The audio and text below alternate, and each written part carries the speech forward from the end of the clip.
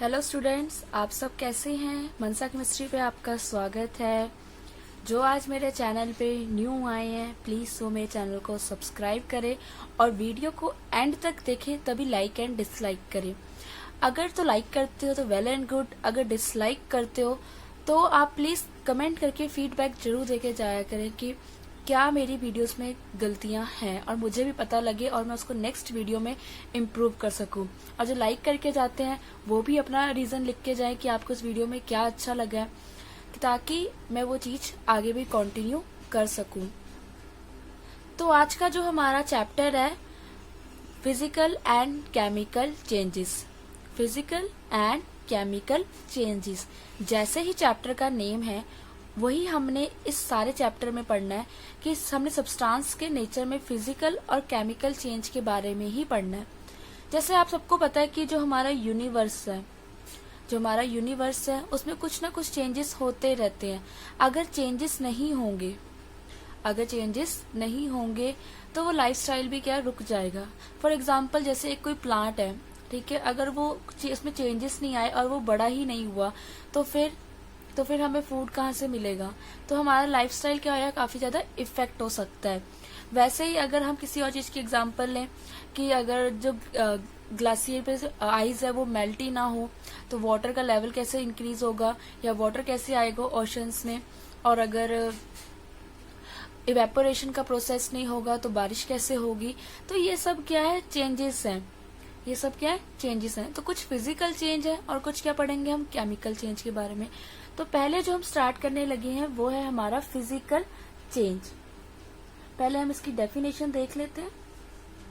आपको मैं फिजिकल का मीन्स बता दूं। फिजिकल का मतलब क्या है, जिनको नहीं पता है, कि जो चीज हमें दिख सके, किसी के फिजिकल स्ट्रक्चर में कोई चेंज आए, उसको हम कहते हैं फिजिकल चेंज। उसके रंग रूप अपीयरेंस में कोई फर्क आए तो उसको हम फिजिकल में काउंट करते हैं। ठीक है, फिजिकल चेंज क्या है, अ चेंज, इसकी डेफिनेशन है, a change in the physical properties of substance is called physical change. ठीक है, जो भी चेंज उसकी फिजिकल प्रॉपर्टीज में आएगा उसको हम कहते हैं फिजिकल चेंज। अब मैं यहाँ से आपको फिजिकल प्रॉपर्टीज कौन सी हैं, फिजिकल प्रॉपर्टीज हैं आपका साइज, उस सब्सटेंस के साइज में कोई चेंज आता है, कलर में कोई चेंज आ जाए या कलर चेंज हो जाए, ओके, शेप में कोई चेंज आए तो उसको हम किस में काउंट करते हैं, फिजिकल चेंज में। एक रह गए यहाँ पे एंड स्टेट मतलब सॉलिड, लिक्विड एंड गैस। इनमें से किसी भी स्टेट में अगर चेंज होता है तो हम क्या कहते हैं उसको फिजिकल चेंज। तो कभी भी आपको पेपर में अगर क्वेश्चन आता है कि ये वाला प्रोसेस हो रहा है, अब ये फिजिकल चेंज है या केमिकल चेंज है, आप बताओ। ठीक है, तो आपने क्या है, फिजिकल चेंज की जो प्रॉपर्टीज है उनको माइंड में रखना है। पहले size, colour, shape and state. Second point जो आपने याद रखना है, फिजिकल चेंजेस क्या है, रिवर्सिबल भी हैं और इरिवर्सिबल भी हैं। रिवर्सिबल मतलब क्या है, जो पहले था और जो चेंजेस होने के बाद है, और जो चेंज हुआ वो दोबारा से किस में कन्वर्ट हो जाए, जो वो पहले था वो क्या हो गया, रिवर्स, मतलब जो रिवर्स हो सकती है चीज। ठीक है, दोबारा कन्वर्ट हो सकती है जो पहले थी। इरिवर्सिबल क्या है, कि जो कन्वर्ट नहीं हो सकती, रिवर्स नहीं हो सकती। एक बार जो प्रोडक्ट बन गया वो बन गया और दोबारा वो चेंज नहीं हो सकता अपने रिएक्टेंट में। थर्ड आपने इसमें जो लर्न रखनी है प्रॉपर्टी, वो ये है कि नो न्यू प्रोडक्ट फॉर्म, कोई भी नया प्रोडक्ट नहीं बनता है, फिजिकल चेंजेस में। तो आपने फर्स्ट पॉइंट क्या याद रखना है कि फिजिकल प्रॉपर्टीज चेंज होती हैं, वो कौन सी है, size, colour, shape and state. और सेकेंड पॉइंट क्या था, रिवर्सिबल और इरिवर्सिबल दोनों हो सकती हैं। और नो न्यू प्रोडक्ट फॉर्म, कोई भी नया प्रोडक्ट फॉर्म्ड नहीं होगा। और मैं आपको कुछ एग्जांपल्स देती हूँ, आपने गेस करना है माइंड में कि वो फिजिकल चेंज है जो वो रिवर्सिबल है या इरिवर्सिबल है। ओके, तो स्टूडेंट ये है आपकी माइंड एक्सरसाइज जो आपने इस लेक्चर के बीच में करनी है। फर्स्ट क्वेश्चन है, देखो, paper cut into the piece. तो आपने ये बताना है कि रिवर्सिबल है कि इरिवर्सिबल है। पेपर टू पेपर बोर्ड, जब आप पेपर से पेपर बोर्ड बनाओगे तो वो भी क्या है, रिवर्सिबल है कि इरिवर्सिबल चेंज है, वो आपको बताना है। स्ट्रेचिंग ऑफ रबर बैंड, जब हम किसी रबर बैंड को स्ट्रेच करते हैं वो इरिवर्सिबल है कि रिवर्सिबल चेंज है। Crushing of chalk into powder है, तो ये सारे फिजिकल चेंज है, बट आपने ये बताना है कि रिवर्सिबल है कि ये इरिवर्सिबल नहीं है। इसके आंसर मैं आपको वीडियो के एंड में दूंगी, बट आपने क्या करना है कि फटाफट जब भी आप ये वीडियो देख रहे हो मेरी, तो कमेंट्स में आप ये इसका आंसर फिल कर देना प्लीज। तो नेक्स्ट हम पढ़ने जो लगे हैं, फिजिकल चेंज जब होता है तो किस टाइप की हीट रिलीज होती है या गेन होती है, ये हम पढ़ने लगे हैं अब। तो जब भी कोई चेंज होता है तो हमेशा क्या है, कुछ ना कुछ एनर्जी रिलीज होती है या फिर गेन होती है जब भी क्या है कोई चेंज होता है। तो जब भी एनर्जी हमें चाहिए होती है या एब्जॉर्ब करता सब्सटेंस, तो वो प्रोसेस होता है एंडोथर्मिक। और जब वो हीट को क्या करते हैं, रिलीज करते हैं तो कौन सा प्रोसेस होता है, एक्सोथर्मिक। इसको आपको नेम में ही कंफ्यूजन हो जाती है एंडो और एक्सो में। तो देखो, थर्मिक का मीन्स तो क्या है, हीट। थर्मिक का मतलब क्या है, हीट है। एंडो मतलब चाहिए, एक्सो मतलब बाहर, इंडो मतलब अंदर, ठीक है, और एक्सो मतलब क्या होता है, बाहर। आप इसको हिंदी में लिख लो, एक्सो मतलब बाहर और एंडो मतलब अंदर, ठीक है। कि जब भी आपको कोई चेंज होता है तो दो तरह की हीट होती है, एक्सोथर्मिक एंड एंडोथर्मिक। अब देखो, जैसे वाटर है, ओके, सॉरी, आइस है। अगर आइस को मेल्ट होना है, ठीक है, और वाटर में कन्वर्ट होना है, तो उसको क्या चाहिए, हीट चाहिए। उसको क्या चाहिए, हीट एब्जॉर्ब करेगा। हीट एब्जॉर्ब करेगा तभी क्या होगा, वो वाटर में कन्वर्ट होगा। तो ये यहाँ पे क्या होगी, एंडोथर्मिक। पर अगर वाटर को हमने किस में कन्वर्ट करना है, आइस में, तो वाटर क्या करेगा, अपनी सारी एनर्जी क्या कर देगा, रिलीज कर देगा, ताकि वो किस में कन्वर्ट हो जाए, आइस में। तो अभी तक जो हमने पढ़ा वो सब कुछ हमने फिजिकल चेंज के बारे में पढ़ा था, पर जो अब हम नेक्स्ट पढ़ने लगे हैं, केमिकल चेंज पढ़ने लगे हैं, और ये सबसे ज्यादा इम्पोर्टेंट है। इसी में से टॉपिक आएंगे पेपर में ज्यादा। तो हम पढ़ने लगे हैं केमिकल चेंजेस। 2 और मोर सब्सटेंस रिएक्ट केमिकली। अब देखो यहाँ पे वर्ड क्या है कि जब 2 और 2 से ज्यादा सब्सटेंस केमिकली क्या करेंगे, एक दूसरे के साथ रिएक्ट करेंगे, react with each other to new substance कर चेंज। कि जब भी क्या है, 2 और 2 से ज्यादा सब्सटेंस क्या करेंगे, केमिकली रिएक्ट करेंगे एक दूसरे के साथ और एक न्यू सब्सटेंस बनाएंगे। एक क्या बनाएंगे, न्यू सब्सटेंस बनाएंगे, जिसकी केमिकल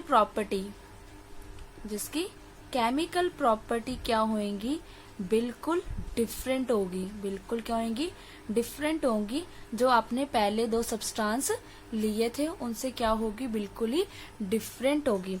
अब जैसे मैं आपको एक एग्जांपल देती हूँ, बहुत ही इजी एग्जांपल है, मिल्क, ठीक है, मिल्क और विनेगर की। जब हम बॉइल्ड मिल्क में विनेगर ऐड करते हैं तो हमारे पास क्या बनता है, चीज, जिसको हम पनीर बोलते हैं, ठीक है। तो उसकी प्रॉपर्टी इन दोनों से क्या है, बिल्कुल डिफरेंट है, बिल्कुल डिफरेंट। ये दोनों क्या है, लिक्विड है, और वो क्या बनेगा, हमारा सॉलिड फॉर्म में बनेगा, ठीक है। वो क्या बनेगा, हमारा सॉलिड फॉर्म में बनेगा। वैसे ही हम ले सकते हैं कर्ड की एग्जांपल। अगर हम बॉयल मिल्क में कुछ भी सोड मिलाएं जो खट्टा होता है टेस्ट में, कोई भी सब्सटेंस, तो उससे हमारा क्या बनेगा, कर्ड बनेगा। क्या बनेगा, कर्ड। बट कर्ड की जो प्रॉपर्टीज होंगी वो इन दोनों से क्या है, डिफरेंट है। और कर्ड क्या है, एक न्यू सब्सटेंस है। और केमिकल चेंज में क्या है कि जो प्रोसेस होगा वो सिर्फ क्या होगा, इरिवर्सिबल होगा।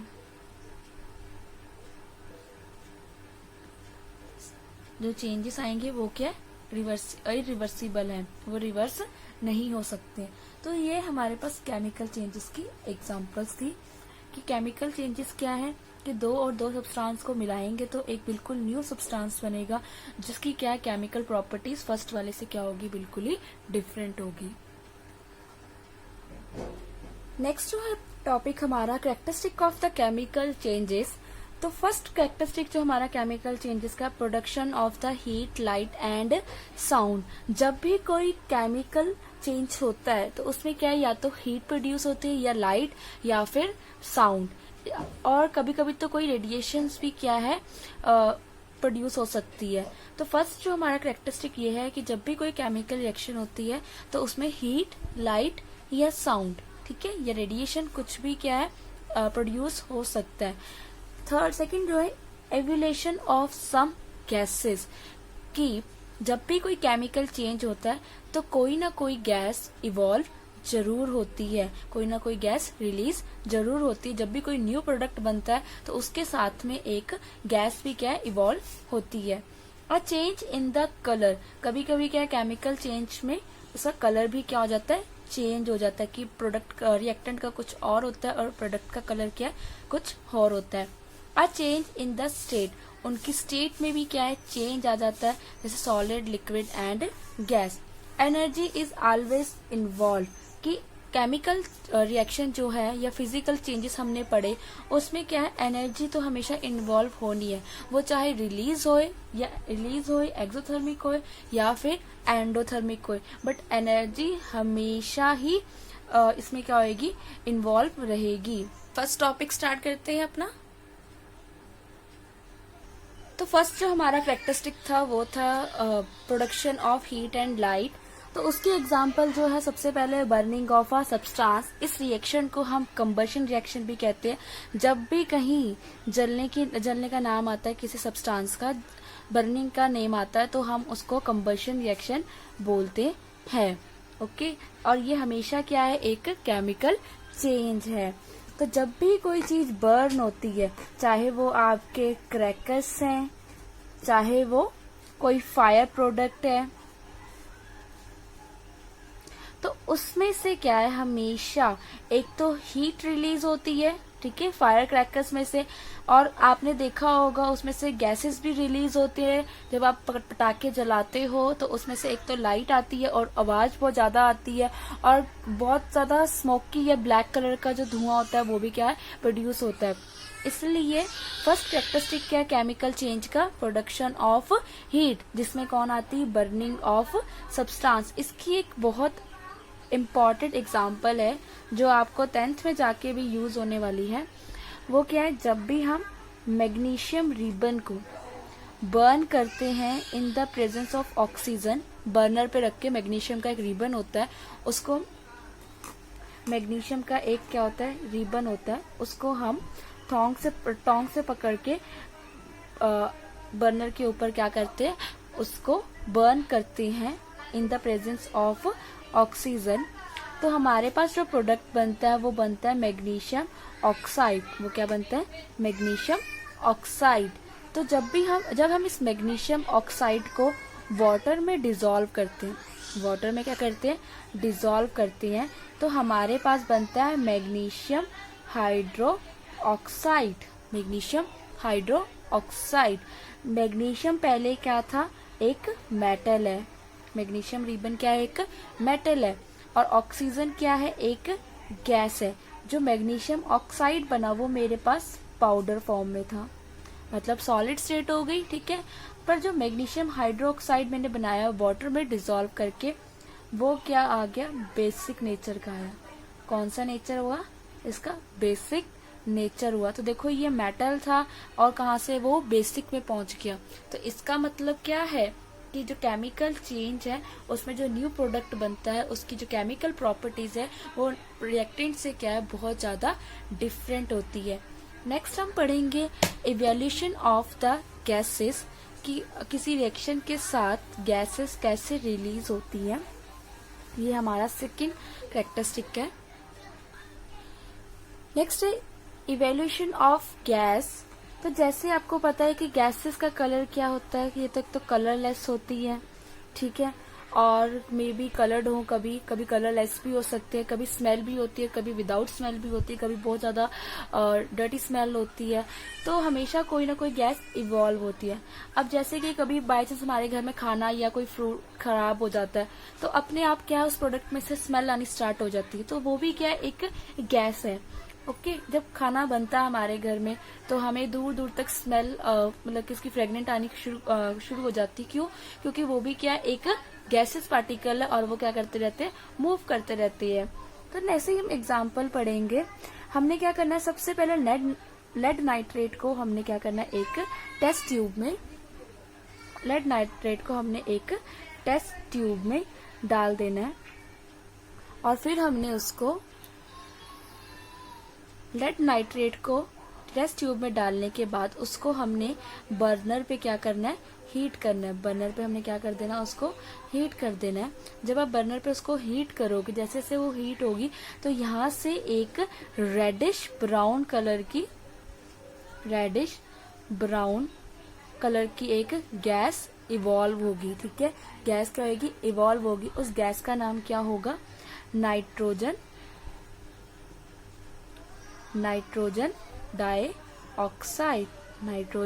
Dioxide with the colourless oxygen. साथ में एक ऑक्सीजन भी क्या होगी, प्रोड्यूस होगी, पर ऑक्सीजन का कलर क्या है, कलरलेस।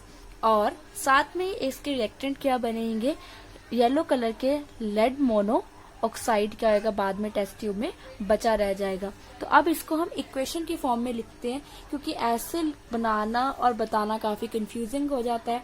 तो सबसे पहले आपने क्या करना है, 2 मॉलिक्यूल्स ऑफ लेड नाइट्रेट को आपने टेस्ट ट्यूब में डाल देना है। ओके उसके बाद आपने उसको हीट करना है। ये किसका सिंबल बताया था मैंने आपको, ये हीट का सिंबल है।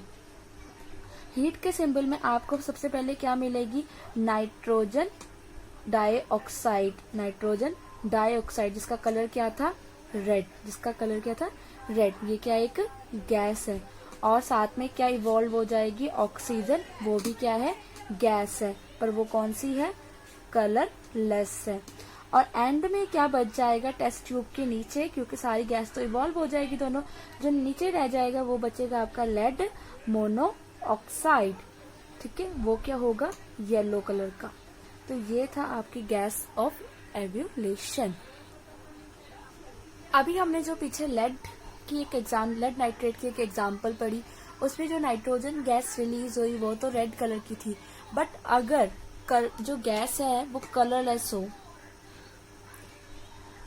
हो जाए तो क्या कर सकते हैं, फिर उसको डिटेक्ट कैसे करेंगे। तो अब हम एक टेस्ट करेंगे कार्बन डाइऑक्साइड के लिए, जिससे हमें कार्बन डाइऑक्साइड क्या होगी, डिटेक्ट करने में हेल्प मिलेगी उस टेस्ट से। सबसे पहले हम क्या करेंगे, बेकिंग सोडा लेंगे। बेकिंग सोडा में हम क्या करेंगे, विनेगर ऐड करेंगे विनेगर। क्योंकि देखो जब भी आप बेकिंग सोडा में विनेगर ऐड करोगे तो उसमें उसी टाइम क्या होंगे, बबल्स आना स्टार्ट हो जाएंगे जो कि बिल्कुल कलरलेस होंगे। तो ये किसके अंदाजा लगाता है कि आपका क्या बनेगा प्रोडक्ट, एक तो सोडियम हाइड्रोक्साइड बन जाएगा और जो सेकंड प्रोडक्ट बनेगा वो बनेगा आपका कार्बन डाइऑक्साइड, जो कि क्या है, गैस। और इसी के लिए हमने क्या करना है, टेस्ट करना है। और एक आपका बन जाएगा वाटर H2O। पर हमें जो टेस्ट करना है वो किसके लिए करना है, कार्बन डाइऑक्साइड, जो कि क्या एक कलरलेस क्या है, गैस है। तो सबसे पहले आपने क्या करना है, जिस टेस्ट ट्यूब में आपने बेकिंग सोडा लिया है उसमें आपने जब विनेगर ऐड किया, क्या किया, विनेगर ऐड किया। जैसे ही आप विनेगर ऐड करोगे आपने उस टेस्ट ट्यूब के माउथ पे एक मैच स्टिक जला के रखनी है। अगर वो मैच स्टिक बुझ जाती है, ठीक है, अगर वो मैच स्टिक क्या होती है, बंद हो जाती है, तो इसका मतलब क्या है, कार्बन डाइऑक्साइड प्रेजेंट है। क्योंकि आपको पता है कार्बन डाइऑक्साइड क्या है, आग बुझाने में हेल्प करती होती है। फिर हम उस गैस को क्या करेंगे, कार्बन डाइऑक्साइड गैस को हम किससे पास करेंगे, लाइम से। किससे पास करेंगे, लाइम वाटर, कैल्शियम ऑक्साइड से हम क्या करेंगे, पास करेंगे। फिर उसको फिल्टर करेंगे। जब कार्बन डाइऑक्साइड लाइम वाटर से पास आउट हुई, लाइम वाटर है, ठीक है, तो हमारे पास क्या बन गया, लाइम और वाटर के साथ क्या हुई, पास आउट हुई है, तो हमारे पास क्या बन जाएगा, calcium hydro oxide, calcium hydroxide. ये सारा क्या हो गया, एक केमिकल चेंज हो गया। फिर हम इस कैल्शियम हाइड्रोक्साइड को CO2 से क्या करेंगे, पास आउट करेंगे। तो क्या बन जाएगा मेरे पास, कैल्शियम कार्बोनेट, कैल्शियम कार्बोनेट, जिसका जो कलर है वो कौन सा होगा, मिल्की। कौन सा कलर होगा उसका, मिल्की। ये कलर आपको शो करवाएगा कि कार्बन डाइऑक्साइड प्रेजेंट है, जिसने कैल्शियम हाइड्रोक्साइड का जो कलर है वो क्या कर दिया, चेंज कर दिया, और इसको कौन सा कर दिया, मिल्की। तो ये आपके इवोल्यूशन, सेकंड कैरेक्टरिस्टिक था evolution of the gases. Next हम पढ़ेंगे चेंज इन कलर, कि किसी भी रिएक्शन के दौरान जो कलर है वो चेंज कैसे होता है, change in colour.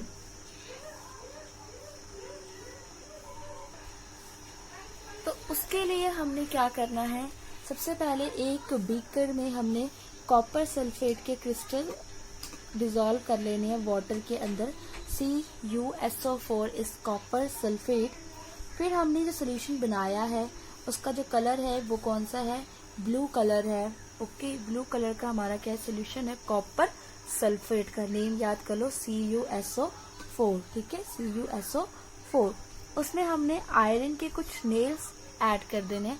Fe iron का फॉर्मूला नाम है, Fe क्या, आयरन, जो कि क्या होता है हमारा, ग्रे कलर का होता है। ओके, तो हमने इसको कुछ टाइम के लिए छोड़ देना है ऐसे ही। उसके बाद क्या होगा, आप देखो कि सोल्यूशन का जो कलर है वो कौन सा हो गया, ग्रीन कलर हो गया, ग्रीन कलर हो गया। पहले कौन सा था, ब्लू था, अब कौन सा हो गया, अब उसका कलर ग्रीन हो गया। क्यों, वाई, क्योंकि पहले क्या था मेरे पास, कॉपर सल्फेट। जैसे ही आयरन आया, आयरन ने क्या करा, आयरन ने सल्फेट के साथ अपना कंपाउंड बनाया और वो क्या बन गया, आयरन सल्फेट।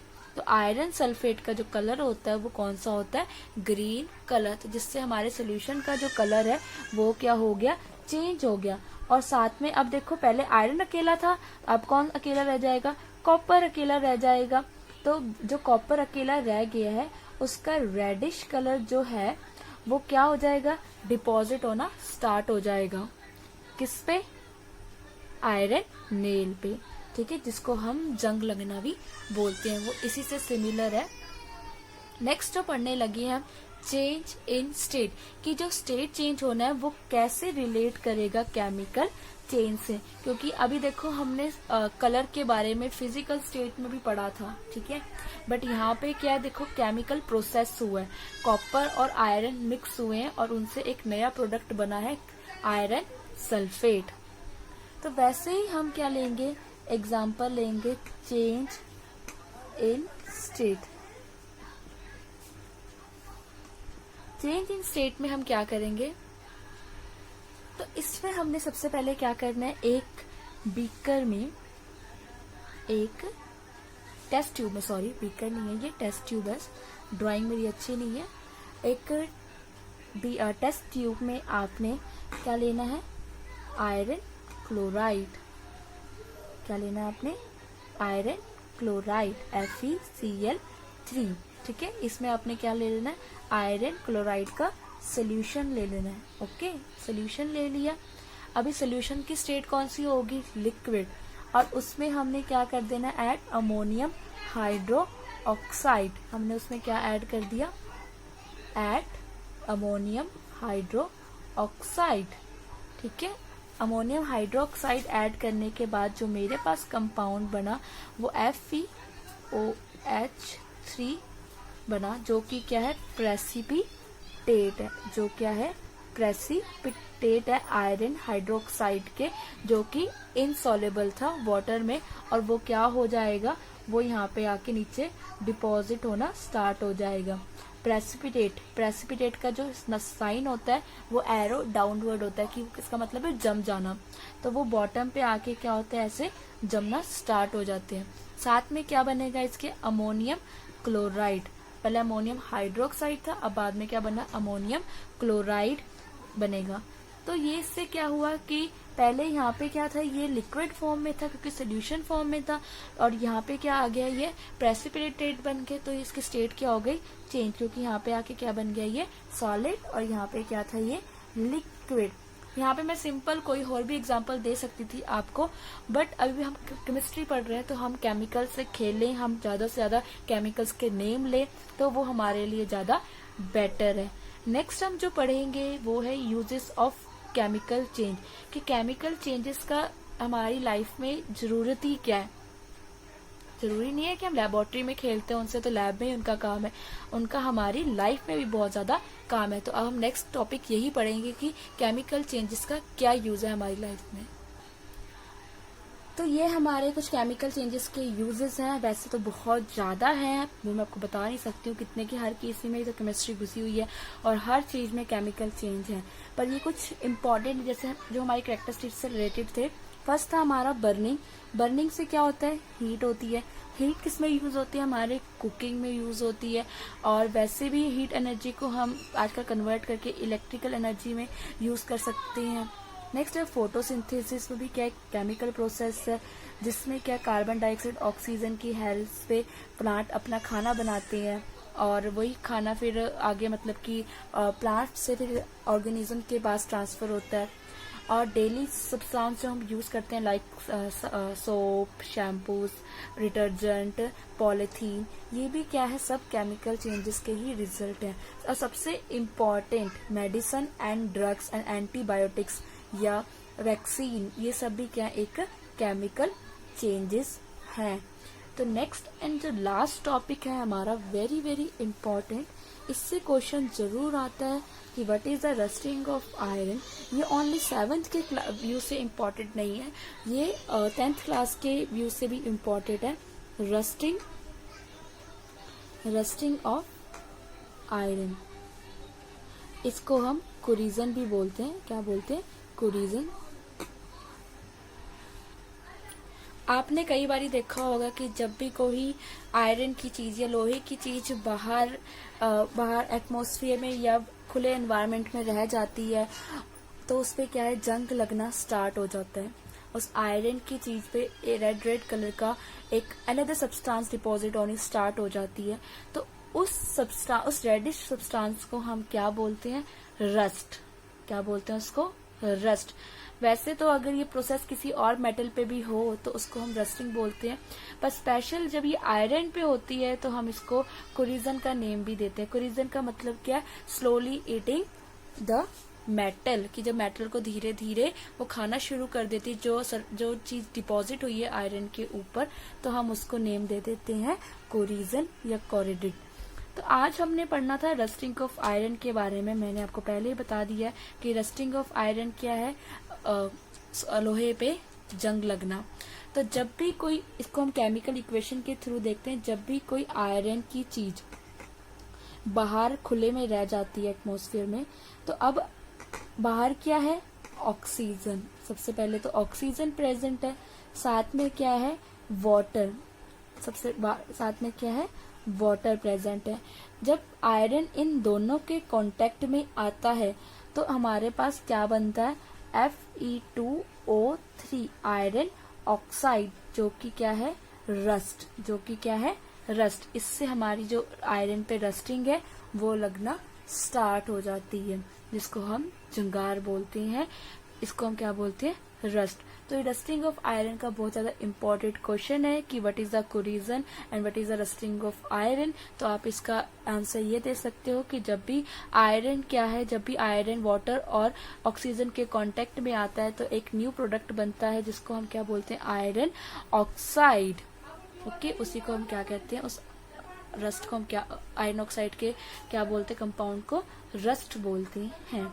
अब नेक्स्ट हम पढ़ने लगे हैं कि इस रस्टिंग से हम बचा कैसे सकते हैं आयरन को। तो सबसे पहले जो हमारा प्रिवेंशन का तरीका है वो है पेंटिंग, कि हम आयरन की उस ऑब्जेक्ट को हम क्या कर दें, पेंट कर दें, ताकि जब भी अगर जैसे आपकी आयरन है, ये आयरन की सरफेस है, ओके, इसके अगर ऊपर हम कोई पेंट मार दें, ठीक है, पेंट कर दें, तो पहले जो भी वाटर और ऑक्सीजन आके रिएक्ट करेगी वो इस पेंट की सरफेस से करेगी। तो इससे क्या है, आपका आयरन जो सरफेस है वो क्या है, बची रहेगी। ये बात नहीं है कि पेंटिंग करने के बाद आयरन कभी जिंदगी में खराब नहीं होगा, होएगा बट बहुत ज्यादा देर में होगा। सेकेंड जो है इसका वो है कोटिंग ऑफ ऑयल या ग्रीस। जब हम वही सेम थिंग है, आयरन को हम कोट कर दे ऑयल या ग्रीस से, तो जो आयरन है वो वाटर और ऑक्सीजन के कांटेक्ट में नहीं आ पाता है, जिससे आयरन ऑक्साइड का कंपाउंड, जो रस्ट का कंपाउंड है, वो बन ही नहीं पाता है। थर्ड मेथड जो है हमारी, सेकंड थी ऑयल या और ग्रीस, थर्ड है हमारी गैल्वेनाइजेशन। इस प्रोसेस में क्या होता है कि हम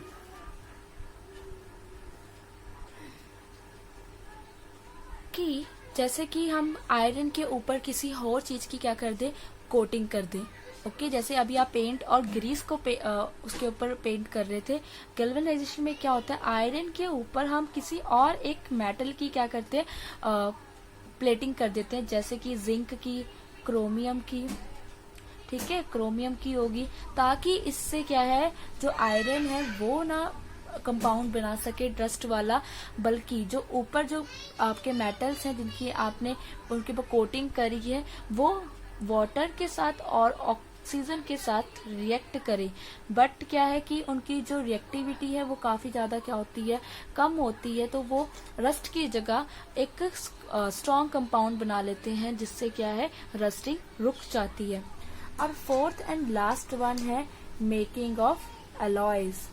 मेकिंग ऑफ अलॉयज, कि अगर आप आयरन को किसी और मेटल के साथ क्या कर दो, कंबाइन कर दो, ठीक है, दो मेटल्स को क्या कर दो, मिक्स कर दो और एक क्या बना लो, अदर सब्सटेंस बना लो, उसको हम क्या कहते हैं, अलॉय कहते हैं। जैसे स्टेनलेस स्टील है, एग्जांपल क्या हमारे पास, स्टेनलेस स्टील है, तो स्टेनलेस जो स्टील है वो भी क्या है, एक अलॉय है, वो भी क्या है, एक अलॉय है, जिसमें आयरन, क्रोमियम एंड मैग्नीज को भी क्या करा गया, एंड कार्बन को इन्वॉल्व किया गया है। इससे क्या है, स्टेनलेस स्टील के बर्तन को कभी भी जंगार नहीं लगता है। तो इसी के साथ हमारा ये टॉपिक यहाँ पे फिनिश होता है। अगर मेरी आपको वीडियो अच्छी लगी हो तो मेरे चैनल को सब्सक्राइब करें, वीडियो को लाइक करें और प्लीज शेयर करना मत भूलें। आप शेयर करोगे वीडियो तभी तो ये चैनल चलेगा। Thank you and bye bye.